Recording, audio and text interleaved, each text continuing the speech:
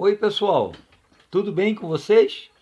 A gente está aqui de volta, muito feliz em ter a visita de vocês aqui na página da Polis, e a gente vai falar agora de uma coisa muito interessante, que o pessoal tem pedido muito e é um compromisso nosso. A gente falou com vocês aqui sobre a questão da redação no Enem, os possíveis temas de redação. Pois é, a gente vai mandar uma dica agora muito legal para vocês sobre um tema que está sendo muito ventilado, né, para esse ano aí na redação do Enem. O tema é escravidão contemporânea, especificamente escravidão contemporânea no Brasil. Tá? Então a gente falou com vocês que o nosso objetivo aqui é oferecer argumentos para você utilizar na redação. A gente não está aqui com o propósito de ensinar você a fazer redação. Isso aí é um trabalho do professor de língua portuguesa, do professor de redação. Mas o grande problema na hora de fazer redação, qual é? É o argumento. Como é que eu vou fazer para argumentar, né, acerca desse tema? Às vezes aparecem uns temas, né, completamente complicados e a gente queria dar umas dicas para vocês em relação a esse tema especificamente, que está sendo muito cogitado. Escravidão contemporânea. Como que eu faço para argumentar acerca desse tema? Tá? Então, vão lá as nossas dicas. Vamos tratar especificamente do caso do Brasil.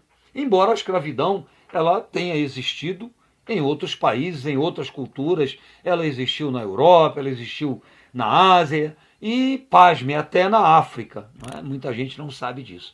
Mas vamos tratar do caso específico do Brasil. Todo mundo sabe que o trabalho escravo ele foi utilizado no Brasil durante todo o processo de colonização. A mão de obra escrava ela foi a base do processo de colonização do Brasil. Tá? A escravidão africana, evidentemente. Então, o que ocorreu durante todo esse tempo? Né? A escravidão ela foi empregada e foi abolida de uma maneira muito gradual no Brasil. A abolição da escravidão no Brasil ela não foi uma coisa resultante de nenhuma medida revolucionária. Né? A gente teve o fim da escravidão nos Estados Unidos, por exemplo, após a Guerra de Secessão. Né? O país já era independente, então assim ela foi abolida de uma forma muito mais rápida. Né? Aqui não, aqui a escravidão ela foi abolida de uma maneira muito progressiva. Esse é o primeiro ponto da nossa argumentação. Né? Você perguntaria o que isso tem a ver?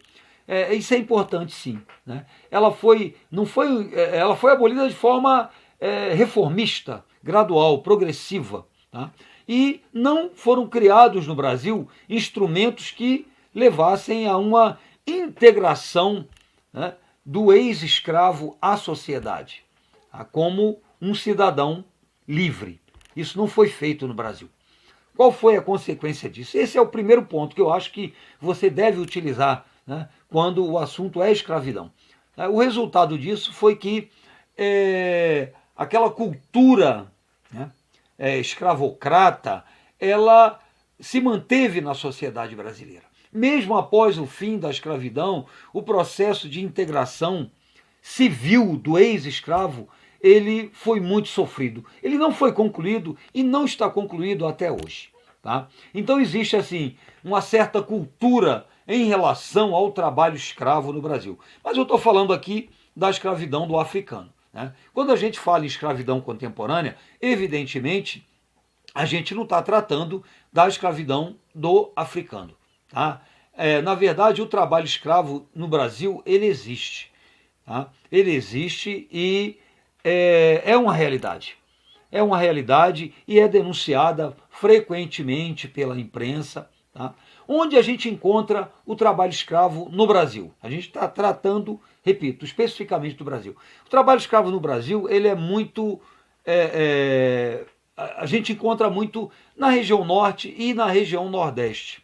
Tá? É claro que, evidentemente, existem outras regiões do Brasil onde ele aparece.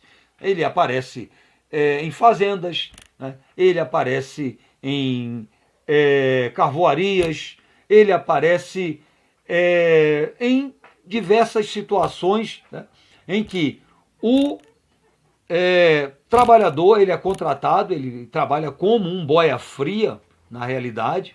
Tá? Ele vai para aquela fazenda onde ele está trabalhando.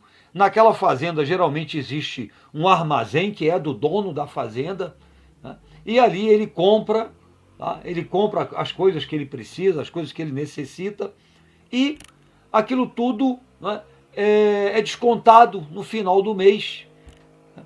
Após um mês de trabalho, e ele fica sempre devedor, e acaba até proibido de sair daquela propriedade. Né? A realidade é essa. Tá? Isso acontece e é uma realidade que de vez em quando a televisão está denunciando. Tá? Então ele é fruto de quê? Por que existe o trabalho escravo no Brasil? O trabalho escravo no Brasil ele existe, primeiro, por causa da própria cultura.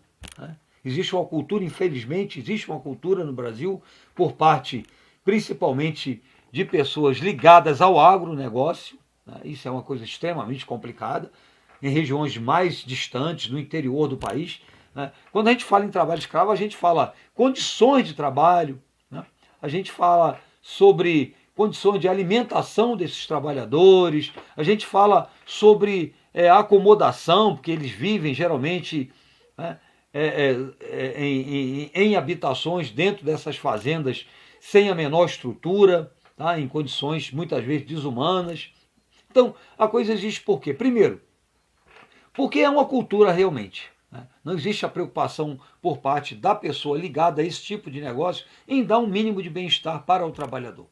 Segundo lugar, a gente tem a questão da fiscalização. Tá? Infelizmente, a fiscalização ela é muito falha no Brasil. Tá? Não existe uma fiscalização eficiente. Esse é o segundo ponto que explica a existência ainda do trabalho escravo no Brasil. Ou semi-escravo. E, em terceiro lugar, o que explica isso é o fator político.